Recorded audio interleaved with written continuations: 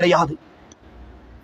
ஸ்டேட்டஸ்களிலே பாடல்கள் வைக்கிற, இசைகள் வைக்கிற, பெண்களுடைய நடனங்களை வைக்கிற, சினிமா கட்டங்களை, இரட்டை அர்த்தங்களை கொண்ட கட்டங்களை நகைச்சுவை என்ற பெயரில் வைக்கிற ஒவ்வொரு சகோதரனையும் விழித்து சொல்கிறேன், ஒவ்வொரு சகோதரியையும் விழித்து சொல்கிறேன். நீங்கள் செய்கிற பாவத்தினுடைய அளவு தெரியுமா? ஒருவேளை அந்த வீடியோவை நீங்கள் மட்டும் பார்த்திருந்தால் அது உங்களுக்கு மட்டுமான பாவமாக இருந்திருக்கும். உங்களுடைய ஸ்டேட்டஸில் வைக்கிறீர்கள், உங்களுடைய கண்டக்டிலே 100 பேர் இருக்கிறார்கள். அந்த 100 பேரும் சில நேரம் அந்த வீடியோவை முழுமையாகவோ பகுதி அளவிலோ பார்க்கிறார்கள்.